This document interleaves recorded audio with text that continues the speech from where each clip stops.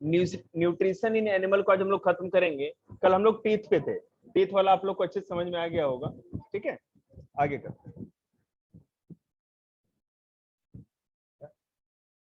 जो कर रहे हैं बेटा उसका आगे करेंगे हम लोग। मैम कहाँ पे दिखाओ,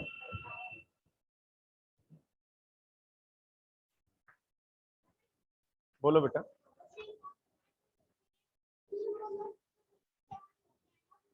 मोलर पीछे वाले होते हैं बेटा, प्री मोलर पहले आते हैं उसके, मोलर से पहले। क्या बेटा? हाँ तो दे रहे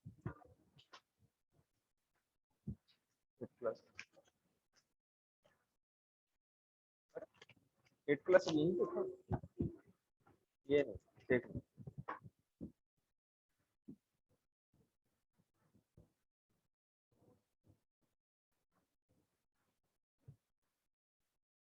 तो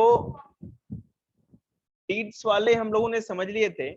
एक चीज और बता दूं, इसमें होगा, मैंने उसमें ध्यान नहीं दिया, गुड़िया ने बताया मेरे को कि वो भी बता दूं सर, अब वो बता देते हैं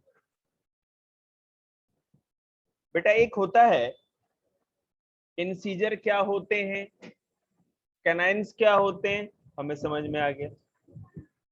प्री मोलर क्या होता है, मोलर क्या होता है, ये भी पता है। एक कुर्सी लेके यहाँ बैठ जाओ, ले आओ उठा के वहां से कुर्सी। मोलर क्या होता है और प्रीमोलर क्या होता है, ये आप लोग को अच्छी तरह पता है, कोई दिक्कत नहीं। अब मैं आपको एक चीज बता रहा हूं, वो ध्यान देना आप लोग। विजडम टीथ, ठीक है, विजडम टीथ क्या होता है? देखो, मैंने आपको बताया था जो मिल्क टीथ जब होते थे, जब छोटे हम थे, 6 या 8 साल से पहले की बात बता रहे हैं, तो क्या होता था कि 20 दांत होते थे, 20। और उसमें मैंने आपको बताया था कि मिल्क टीथ जो होता है बच्चे का, तो उसमें एक भी प्रीमोलर बचपन में नहीं होता, केवल क्या होते हैं, मोलर्स होते हैं। मोलर टोटल एडल्ट के कितने होते हैं? 12। 3 इधर 3 इधर, 6 नीचे और 6 ऊपर, ठीक है। लेकिन छोटे बच्चे में जो 6 या 8 साल का है, उससे कम का बच्चा जिसके दूध के दांत होते हैं, उसमें मोलर 2 ही होता है। मतलब कि टोटल कितने हो जाएंगे? 8। 2 इधर 2 इधर नीचे, और 2 ऊपर और 2 ऊपर। तो विजडम टीथ पता है क्या होता है? ये जो लास्ट तीसरा मोलर होता है ना, ये वाला, हाँ, जो आगे जब 18 साल का कोई भी आदमी हो जाता है, तब ये जो तीसरी जाड़ आती है सबसे अंदर, मोलर। एडल्ट होने के बाद मैंने बताया ना कि 12 मोलर होते हैं, 3 इधर 3 इधर, 6 हो गए, 3 ऊपर और 3 इधर, ये भी 6 हो गए, 6 6 12, ठीक है। बचपन में 2 इधर 2 इधर 4, 2 इधर 2 इधर 4, तो 4 और 4 8। तो 18 साल के हो गए ना, तो वही एक दांत है जो सबसे लेट में आता है। तीसरी जो मोलर होती है ना, अपर जॉ के दोनों साइड और लोअर जॉ के भी दोनों साइड, यही सबसे लास्ट में आता है। बेटा फोन क्यों लेके आई है तू सोनिया? फोन क्यों यूज कर रहे हो आप लोग? रिवाइज कर रहे हो? ठीक है, तो फोन मेरे पास यहाँ देके जाएंगे तब टेस्ट देंगे आप लोग। हाँ बेटा बोल, क्या कर रही है? अकल दाढ़, विजडम टीथ को ही बेटा अकल दाढ़ कहते हैं, ठीक है ना। क्या कर रहे हैं? ऐसा तो कोई जरूरत नहीं लगता। देखिए मेरी बात सुनो, जो हमारा ये थर्ड मोलर होता है ना, वही विजडम टीथ होता है, याद रखिएगा। बुक दिखाना विजडम टीथ वाला, मैं और भी अच्छे से डिफाइन कर दूं, इसमें से कोई दिक्कत नहीं है। कहां पर था? ठीक है, देखो, but the last molar at both the end in upper and lower jaw appear only after the age of 18 year। दोनों साइड में, ऊपर भी साइड, ऊपर भी साइड, नीचे भी साइड और नीचे भी साइड, 18 साल के जब हम होते हैं तभी वो तीसरा मोलर उगता है। तो ऊपर 2 और नीचे 2, 4 विजडम टीथ आते हैं 18 साल की उम्र पर, ठीक है। इसी को विजडम टीथ या हिंदी में अकल दाढ़ कहते हैं, ठीक है।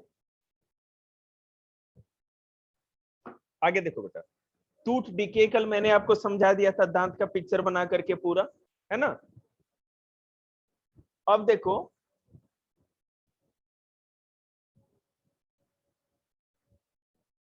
अगर दांतों को बचाने के लिए क्या करना चाहिए, बिल्कुल आप ध्यान से सुनिएगा इस बात को।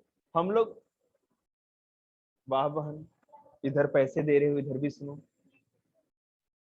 मत कुछ करो, बस मुझे सुनो ना बस। बुक तो कितने सालों से है, जन्म जन्म से, कौन सा चीज सीख लिया तुमने, पढ़ना तो है नहीं। तो अगर excessive use of sugar containing food, use as sweet, chocolate, toffee, ice cream and cold drink etc are the major cause of tooth decay। हम कोई भी छोटे बच्चे क्या होते हैं, सबसे अधिक टॉफी, चॉकलेट, है ना, ये सब चीज खाते हैं। और वो क्या होता है, आइसक्रीम, वो दांतों में चिपकता है। अब एक बात बताओ, बच्चा ब्रश करेगा तो छोटे एक बार मॉर्निंग में ब्रश किया, बहुत ज्यादा जिसके मम्मी पापा स्ट्रिक्ट होते हैं रात को भी ब्रश कराते हैं खाना खाने के बाद, ठीक है, वो अच्छी बात है, तो कुछ हद तक ठीक हो जाएगा। लेकिन एक बात बताओ, जो सुबह से शाम तक बच्चा चल रहा है, अब सुबह में तो ब्रश करा दिया, स्कूल में गया, बच्चे ने 10 टॉफी डाली, क्रश क्रश क्रश, फिर दोपहर में क्रश क्रश, वो दांतों में चिपकता जा रहा है, तो बैक्टीरिया तो काम कर ही रहे हैं ना, तो दांत इससे भी गिर जाते हैं। तो जरूरत से ज्यादा जब शुगर किसी फूड में होता है तो हमारे दांतों के खराब होने का उससे होता है। हमें क्या करना चाहिए, ये जो 4 मैंने पॉइंट्स देखे हैं, दिखाए हैं, ये क्वेश्चन में चारों पॉइंट लिखेंगे बड़े क्वेश्चन में आप लोग। दांतों को बचाने के लिए, टूथ डिके से बचने के लिए हमें क्या क्या करना चाहिए। पहला, जब भी हम कुछ भी खाते हैं तो अच्छे तरह से क्या होता है, कुल्ला करना चाहिए, जिसको कि रिंस करते हैं, रिंसिंग करते हैं ना, मुंह में डाल के अच्छे से अगर कुल्ला करेंगे तो जो भी दांतों में फंसा हुआ खाना होता है फेंक दो, तो फिर दांत तभी खराब होगा ना जब फंसा हुआ खाना रह जाएगा, किसी भी तरह से, चॉकलेट हो, कोई भी चीज, रोटी भी खाते हैं, कोई चीज खा रहे हैं हम लोग, या घी का सामान कोई भी, तो दांतों में चिपक तो जाता ही है। We should clean up teeth with a brush and toothpaste at least twice a day। हमको टूथब्रश से और टूथपेस्ट के साथ कम से कम 2 बार अपने दांतों को तो जरूर साफ करना चाहिए, 2 बार से। यशिका, आ जा बेटा। अभी थोड़ा सा मैं ढीला चल रहा हूँ जी, मैं इसके बारे में तो क्या कहूँ मैं, ठीक है जी, देखो बेटा, तो हमें क्या करना चाहिए, बार बार रिंस करना चाहिए, कुल्ला करना चाहिए, 2 बार ब्रश करना चाहिए, है ना। Dental floss should be used to take out food particles trapped between the teeth। dental floss is a soft thread used to clean between the teeth। दांतों के बीच में है ना एक धागे जैसा होता है जो डेंटिस्ट लोग यूज करते हैं, समझ रहे हैं, उससे आप दांतों को साफ कर सकते हैं, धागे जैसा, कोई भी चीज फंसा होगा उससे कर लेंगे। अब नहीं हुआ ना कि चक्कू, घर से किचन में चक्कू उठाए, चक्कू लगा दिया, दांत में निकाल दिया, ऐसा नहीं। और आप एक काम और भी कर सकते हो, टूथपिक आती है लकड़ियों वाली, है ना, ओडन आती है, वो भी लोग यूज कर सकते हैं, लेकिन आप ऐसा मौका ही मत दो दांतों को गलती करने का, है कि नहीं। कम खाओ, और खाओ तो प्रॉपर कुल्ला करो, ब्रश करो। हाँ, हमें कम से कम सुगरी फूड्स खाना चाहिए, स्वीट, चॉकलेट, टॉफी, आइसक्रीम नहीं खाना चाहिए, मास्टर को दे देना चाहिए, मैं संभाल लूंगा। Too many cold drink should also be avoided. जरूरत से ज्यादा कोल्ड ड्रिंक पीना भी अच्छा नहीं है। गर्मी बढ़ गई, तुरंत है ना, गए दुकान पे दौड़ के एक फैंटा ले आए, सुन तो लो मेरी बात तो सुनो। जरूरत से ज्यादा कोल्ड ड्रिंक में भी क्या होता है ना, शुगर होता है, चीनी होता है, तो उससे क्या होता है कि हमारे जो भी बैक्टीरियाज है ना, देखो क्या है, बैक्टीरिया हमारे माउथ में होते हैं, लेकिन जब तक उनको खाना नहीं मिलेगा ना वो कुछ नहीं कर पाते। आप अगर उनको फूड देते जाओगे, ये चॉकलेट खाया आपने, आइसक्रीम खाया, तो वो क्या होगा, उसी को खा करके जीते, ठीक है, इसलिए हम लोग मौका ही नहीं देंगे उनको। कैलोरीज, कैलोरीज बेटा मतलब कि जो खाना आप खाते हो उससे एनर्जी जो मिलती है ना, उस एनर्जी को कैलोरी में हम लोग मेजर करते हैं। तो मान लीजिए आप खुद सोचो, अगर आप 2 रोटी खाओ तो कितनी कैलोरी मिलेगी, 2 बनाना खाओ तो कितनी कैलोरी मिलेगी, और 2 खीरे खाओ तो कितनी कैलोरी मिलेगी। आपको पता है ना, बनाना खाने से सबसे अधिक कैलोरी मिलेगी आपको, चपाती भी खाने से कैलोरी मिलेगी, ठीक है, लेकिन खीरे को खाने से तो कैलोरी नहीं मिलेगी, तरबूज खाते जाओ लेकिन वो ताकत नहीं मिलेगी जो बनाना या उससे मिलती है। तो कैलोरी को उससे मेजर करते हैं, एनर्जी कितनी है उसमें।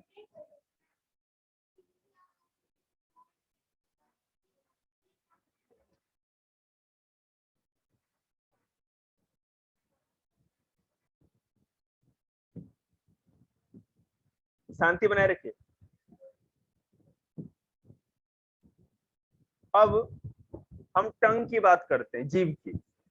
टीथ के बारे में अच्छे से जान के सारे बच्चे, मुझे नहीं लगता अब आपको कोई दिक्कत होगी। हाँ, अभी क्लास इंड होगी तो मैं आपको अपने है ना फोन से यूट्यूब पे एक चीज दिखा दूंगा कि कैसे कोई भी वीडियो को तुरंत आप सर्च कर सकते हैं, आपको खोजने की जरूरत नहीं है कहीं। और बच्चे कुछ जानते भी होंगे, प्लेलिस्ट में सब प्लेलिस्ट बना के उसके वीडियोस को मैंने फिक्स कर रखा है। साइंस, मैथ, एसएसटी, जो भी पॉलिटी, हिस्ट्री जो भी निकालना है आप वहीं से निकालेंगे, आपको मिल जाएगी। ठीक है, आपको पूरा यूट्यूब में खंगालने की जरूरत नहीं। अब शांत रहो, थोड़ा चैप्टर करा रहे हैं तो बता देंगे। रुक जाओ, तुम्हारी आवाज तो एक आती नहीं है मेरे पास। बेटा थोड़ी देर पंखा बंद करो।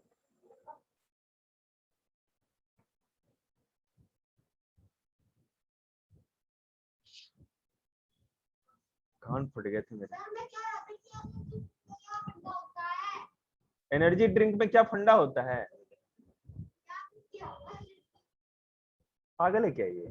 तो अपना काम करो, पहले मेरे को चैप्टर करा दो, बाद में देखते हैं। टंग देखिए, जीभ का क्या है। The tongue is a fleshy muscle organ in the mouth which is attached to the back of the floor of the buccal cavity or mouth cavity. It is free at the front and can be moved in all directions. The various functions of tongue are as follows. जीभ एक muscle होता है, मांस के जैसा होता है, flexible होता है। पीछे हमारे माउथ को ब्यूकल कैविटी भी कहते हैं, आपको बताया था मैंने शुरू में।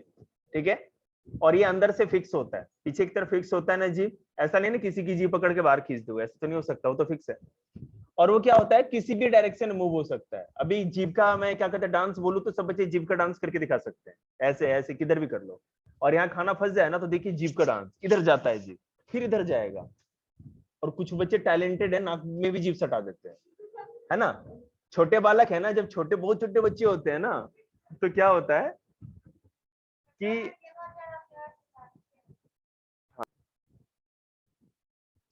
तो टंग क्या क्या काम करती है। The tongue help in swelling the food into food pipe, खाने को निगलने में जो टंग है वो मदद करती है। The tongue help in getting the taste of food, खाने का जो टेस्ट होता है वो हमको जीभ से ही तो मिलता है। ठीक है, the tongue is essential for talking, और हम जो बात करते हैं बोलने के लिए, पता है किसी की जीभ में कोई इफेक्ट हो या कट जाए जीभ तो बोल नहीं सकता, ये हमारी टंगी होती है जो हमको बोलने में मदद करती है। देखो, there are 4 types of taste, sweet, salty, sour and bitter.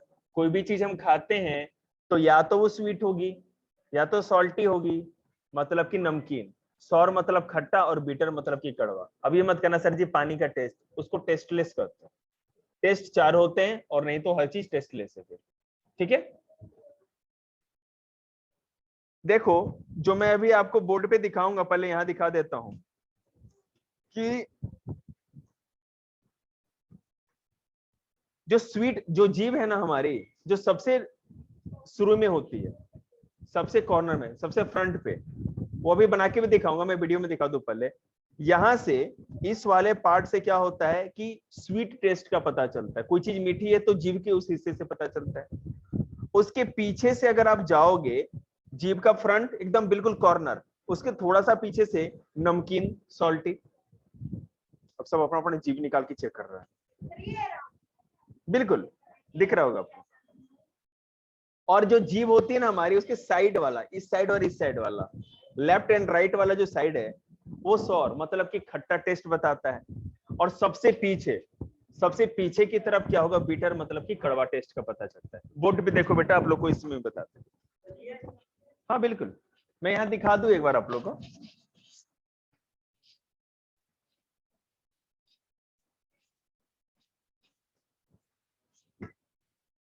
ये देखो खली की जीभ, इतना बड़ा जीभ किसी के पास, बच्चे के पास होना तो मैं उसको यहाँ पर बैठाया करूँ। बोर्ड साफ देखो,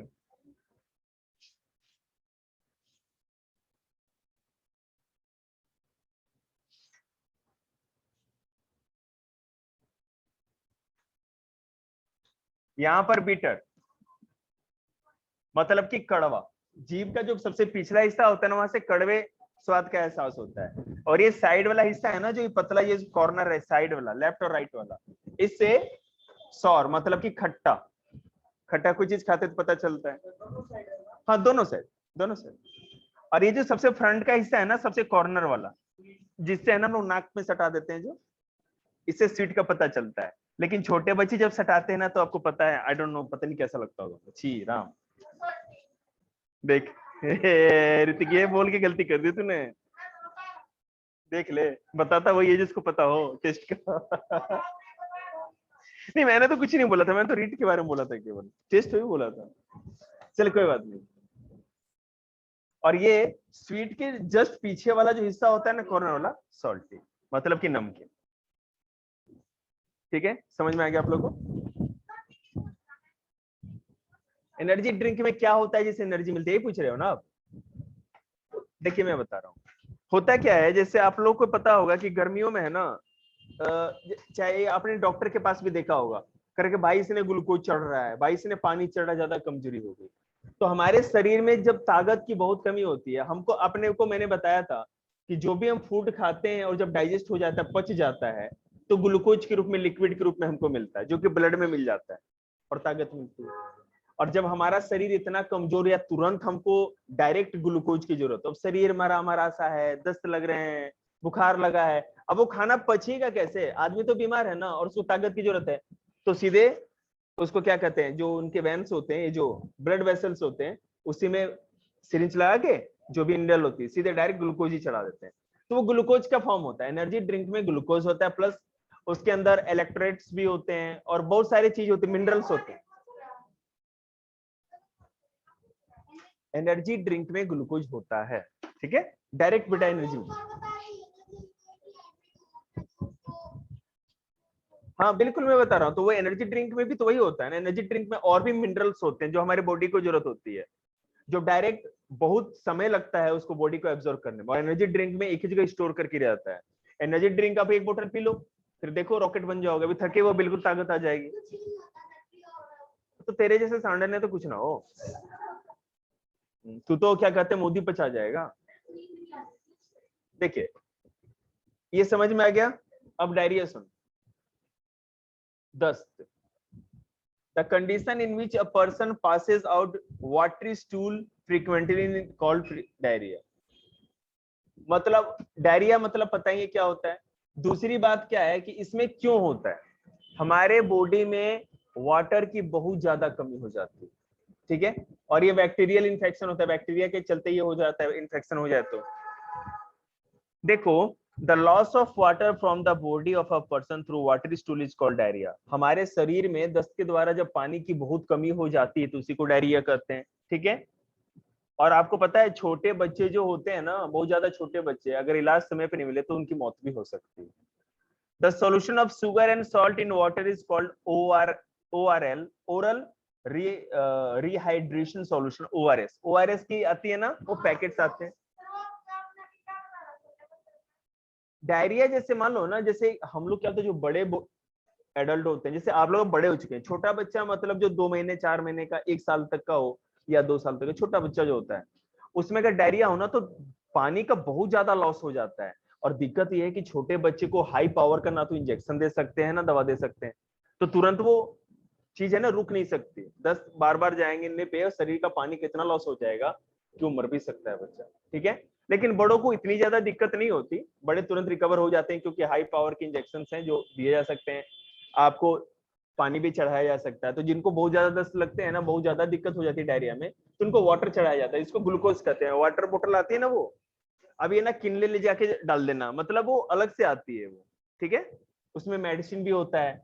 अब उस पानी में और इस पानी में क्या अंतर है, उसमें क्या होता है ना कि इलेक्ट्रोड्स होते हैं, ग्लूकोज तो होता ही है, बहुत सारे मिनरल्स होते हैं, और मेडिसिन भी होता है साथ साथ, ठीक है। अब डिहाइड्रेशन क्या है? The dehydration of body can be prevented during diarrhoea by giving oral rehydration solution, ORS, regular to the patient. क्या होता है, डॉक्टर कहेंगे कि एक बोतल साफ पानी में, बॉयल पानी में या उसको ठंडा कर लो और फिर ये ORS मिला दो, एक पुड़िया होती है पूरी पैकेट सी, और उसको थोड़ी थोड़ी देर पे बालक ने चम्मच से पिला दो, या बड़ा है तो ऐसे भी पी सकता है, उससे फिर रिकवरी तुरंत हो जाती है। ये लास्ट कॉन्सेप्ट, अब बीच में थोड़ा आप लोग कम बोलेंगे ना तो मैं जल्दी करा दूंगा, बस है ना, एक पेज बचा हुआ है, आज चैप्टर खत्म करना होगा। देखिए, डाइजेशन इन ग्रास ईटिंग एनिमल्स। अब जो भी अभी आपने पढ़ा है पूरे 2-3 क्लास में, 4 क्लास में जो भी पढ़ा है आपने न्यूट्रिशन, ये वैसे एनिमल्स थे जो या तो प्लांट प्रोडक्ट खाते हैं, अब जैसे हम लोग इंसान तो कुक करके खाते हैं किसी चीज को, ठीक है, और प्लांट नहीं खाते, हम लोग फ्रूट्स खाते हैं या वेजिटेबल्स खाते हैं। आपने देखा है क्या केला ना खा के केले के पत्ते खाने लगे? नहीं खा सकते, हम लोग डाइजेस्ट नहीं कर पाएंगे, उसका कोई फायदा नहीं। देखिए, तो ऐसे जानवर जो प्लांट्स खाते हैं, हर्बीवोरस एनिमल, जैसे काऊ हो गए, बफेलो है, डियर है जो हिरन है, ये सारी चीजें, तो उनके अंदर डाइजेशन कैसे होता है? उनके अंदर हम लोगों की तुलना में, एनिमल्स की तुलना, ह्यूमंस की कंपेयरली अलग से डाइजेशन होता है, डाइजेशन का तरीका अलग होता है। क्वेश्चन समझाना, आंसर नहीं, ठीक है, क्वेश्चन समझा सकते हो, आंसर मत समझाना। देखो द, अब देखो मैं अब सीधे आपको बताता हूं, द एनिमल, बहन वो घर छोड़ दो, यहां देखो, the animal which eat grass have a special stomach to digest the tough cellulose carbohydrate present in grass। घास के अंदर हम लोग तो जो फ्रूट खाते हैं, वेजिटेबल खाते हैं, उससे ग्लूकोज मिलता है जिसको हम पचा सकते हैं ग्लूकोज के रूप में, लेकिन जो घास होती है या पेड़ के पत्ते या डाली होती है वो सेल्यूलोज की बनी होती है, वो थोड़ा हार्ड होता है। हम लोग का शरीर ऐसा नहीं है, हमारे अंदर ऐसा डाइजेस्टिव सिस्टम नहीं है जो उसको पचा सके, ठीक है, और वो भी कार्बोहाइड्रेट ही होता है, लेकिन वो सेलुलोज का बना होता है जिसको हम नहीं पचा सकते। The stomach of a cow is large and consist of 4 compartment. जो गाय की, यहाँ पे काउ का डाइजेस्टिव सिस्टम बता रखा है, तो काउ का जो पेट होता है ना, स्टमक, हमारा स्टमक एक ही था ना, देखा था, लेकिन इसके पास इसके 4 कंपार्टमेंट होते हैं, पेट 4 हिस्सों में बटा होता है। अब देखो कैसे, वही मैं भी वही देख रहा हूं, देखिएगा, the first compartment of cow stomach is the biggest and it is called rumen. देखो आप लोग अपने अपने बुक में मिला होगा, रूमेन लिखा होगा, रूमेन जो है येलो कलर वाला, ये फर्स्ट पार्ट है और ये सबसे बड़ा पार्ट है स्टमक का। When cow eats grass as food while grazing it does not chew it completely. जब, ए कौन तबला बजा रहा है रे, बजाओ मैं तेरे सर पे तबला। क्या होती है कि गाय जब, या कोई भी हर्बीवोरस एनिमल जब घास खाता है ना, तो हमारे और आपकी तरह प्रॉपरली च्यूइंग नहीं करता, चबाता नहीं है। अब चबाता नहीं है तो क्या होगा, हमारे माउथ में जो स्लाइवा होता है वही तो कार्बोहाइड्रेट को पचाता है, स्टार्च को पचाता है, ठीक है, लेकिन स्लाइवा वो मिक्स ही नहीं कर पाता, सीधे निकलता चला जाता है पेट के अंदर, ठीक है, और रूमेन में जाके इकट्ठा होता जाता है, ठीक है। The cow swallow the grass quickly with little chewing and store it in the rumen which is the first compartment of stomach। हमारे पेट, गाय के पेट का वो पहला कंपार्टमेंट, पहला एक कमरा होता है, ठीक है, उसमें क्या करती है कि कम ही चबाती, ज्यादा च्यूइंग नहीं करती, सीधे निकल जाती, पेट के अंदर आ जाता है उसके, और वो कहां जाता है, रूमेन में इकट्ठा हो जाता है, ठीक है। यहां से ये फूड फाइव से खाया और ये रूमेन में जाके इकट्ठा हो गया। The cow, sorry, the rumen contains cellulose digesting bacteria। याद रखिएगा, जो गाय का जो स्टमक होता है, ठीक है, या किसी भी हर्बीवोरस एनिमल का जो स्टमक होता है, 4 कंपार्टमेंट होते हैं। कोई भी हर्बीवोरस एनिमल को ग्रास को सीधे अच्छे से च्यूइंग करके नहीं खाते, एक बार खा के निकल जाती है और वो उसकी रूमेन में इकट्ठा होता है। रूमेन किसी भी हर्बीवोरस एनिमल का, जैसे कि काऊ, उसके पेट का सबसे बड़ा हिस्सा होता है, वहां पे सेलुलोज को डाइजेस्ट करने वाला जो घास होती है, ग्रास जो होता है, या जो भी चीजें मैंने आपको बताई, उसमें सेलुलोज पाया जाता है, तो सेलुलोज को पचाने वाले वहां बैक्टीरिया होते हैं। हम लोग के अंदर क्या था, डाइजेस्टिव जूसेस थे ना, अलग अलग तरह के मैंने बताया था। लेकिन गाय में डाइजेस्टिवली उसकी जगह पे क्या है, सेलुलोज को पचाने वाले बैक्टीरिया होते हैं, छोटे छोटे माइक्रो ऑर्गेनिज्म बैक्टीरिया जो होते हैं वो होते हैं। देखो क्या करते हैं वो, the bacteria present in the rumen of cow start to digest cellulose carbohydrate present in grass food।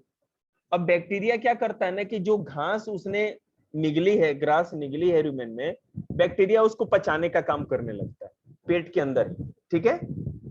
अब देखो क्या होता है, द पार्शली डाइजेस्टेड फूड और partly digested food in the rumen of a cow is called curd. लेकिन जो पेट के अंदर, गाय के पेट के अंदर जो बैक्टीरिया खाने को पचा रही थी, ये अभी आधा पचा हुआ खाना, ठीक है, ये पूरा पचा हुआ नहीं है, ये आधा अधूरा पचा हुआ खाना है, जिसको कि कर्ड कहते हैं। अब देखो, after some time when the cow is resting, आपने देखा होगा जब भी गाय या भैंस है ना बैठ जाती है आराम से, तो जुगाली करती है, माउथ चलाते रहती है और उसके मुंह से ना झाग निकलता रहता है, ठीक है। अब देखो क्या होता है, after some time when the cow is resting the curd from rumen it brought back to the mouth of cow in a small amount at a time। rumen मतलब पेट के अंदर से फिर वो खाना उसके मुंह में आता है, माउथ में थोड़े थोड़े मात्रा में आता है, इतना ही आता है जिसको कि थोड़ा थोड़ा चबा सके। वो फिर उसको क्या कहते हैं, माउथ में दोबारा लेकर के आती है पेट से और उसको च्यूइंग करती है। अब बैठ के आराम से च्यूइंग करेगी। अब देखिए क्या, this is why many times we see a cow moving in its jaws from side to side and chew and what is this, क्या हुआ, टेस्ट में नंबर अच्छी नहीं चाहिए तुझे, देख चलिए तो मजाक कर। तो क्या हुआ कि काव क्या करती है, फिर वो अपने माउथ में दोबारा उस खाने को लेकर के आती है और च्यूइंग करते जाती है। हमने देखा है वो धीरे धीरे माउथ को दाएं से बाएं अपने फूड को इस तरह च्यूइंग करते रहती है। और उस समय ना वो उसके मुंह में है ना, काटड़े के मुंह में हाथ मत डाल देना, नहीं तो है ना घास के साथ साथ आपका हाथ भी चला जाएगा अंदर। उस समय पूरे फुल मोशन में रहती है। देखो, the process by which the curd, ऐसा प्रोसेस या ऐसा तरीका, ठीक है, जिसमें जो कर्ड था, कर्ड कहाँ था बेटा, पेट में था ना, आधा पचा हुआ खाना जिसको बैक्टीरिया पचाता था, उस घास को कर्ड कहते थे। तो ऐसा प्रोसेस या ऐसी प्रक्रिया जब वो कर्ड मतलब कि जो पार्सली डाइजेस्टेड फूड था, कम पचा हुआ खाना, is brought back from the stomach to the mouth of animal and chewed again is called rumination or chewing the cud। तो जो भी जानवर जुगाली करते हैं, मतलब कि पेट के अंदर से फिर दोबारा खाना माउथ में लाते हैं और च्यूइंग करते हैं, चबाते हैं फिर से उसको, ठीक है, तो इस प्रोसेस को या इस प्रक्रिया को रूमिनेशन कहते हैं, ठीक है। आपके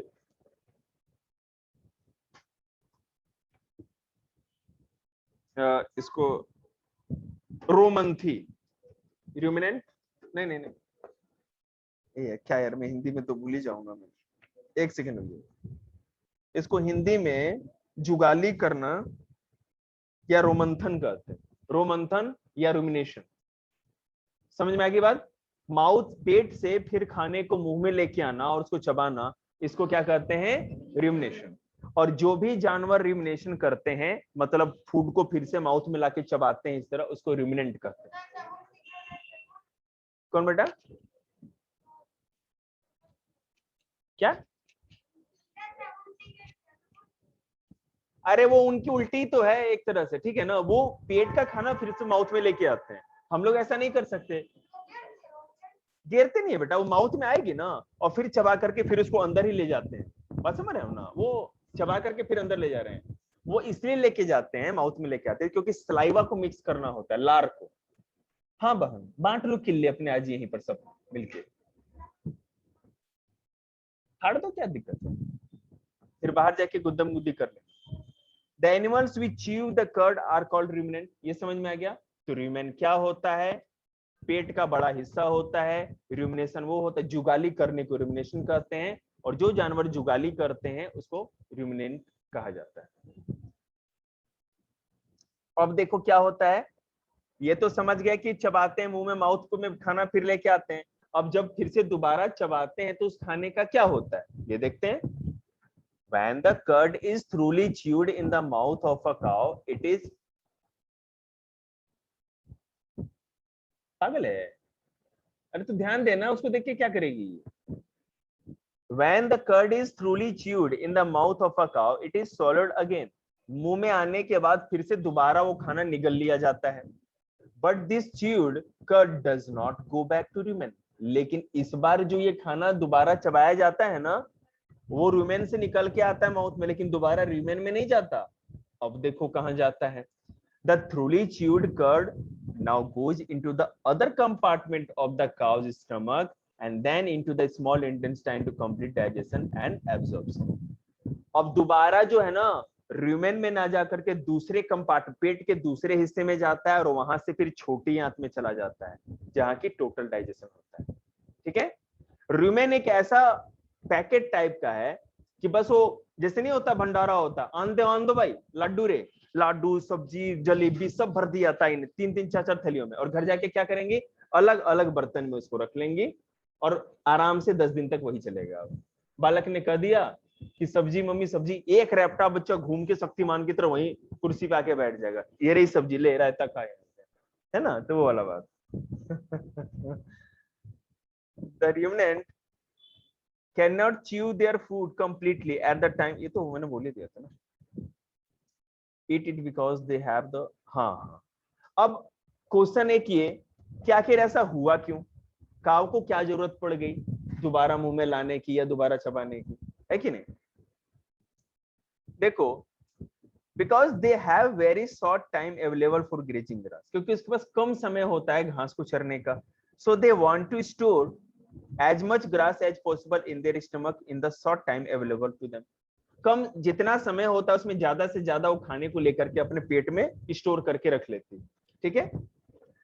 The animal called ruminant can survive on grass as food because they have certain bacteria in the rumen part of their stomach which can digest the cellulose carbohydrate present in grass. सब लोग नहीं जी सकते उस घास को खा करके, पता है। Dog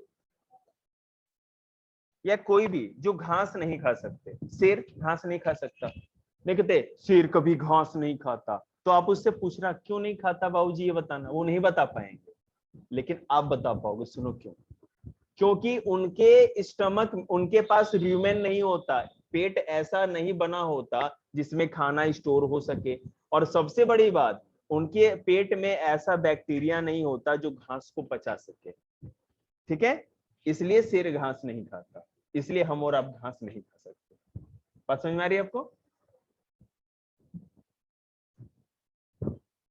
The cellulose digesting bacteria are not present in the body of human beings, due to which human being cannot digest cellulose carbohydrate present in plant food. ठीक है, हमारे पेट के अंदर ऐसा बैक्टीरिया नहीं होता, इसलिए सेल्यूलोज वाली चीजों को हम नहीं पचा सकते। अब ऐसा थोड़ी है मम्मी कहेगी आपको भूख लगी है, जा जामुन के है ना डाली खा ले, पत्ते खा ले, ऐसा तो नहीं कर सकते ना, खा के पचेगा नहीं हमसे, फिर जितना नहीं हो ना डॉक्टर बीरेंद्र के पास दवा लेने के लिए दौड़ते रहेंगे हम लोग।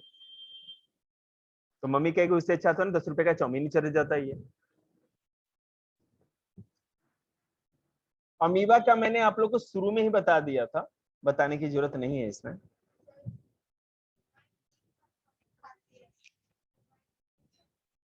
तो दूध तो अलग प्रोडक्ट है ना, दूध का घास से कोई मतलब नहीं।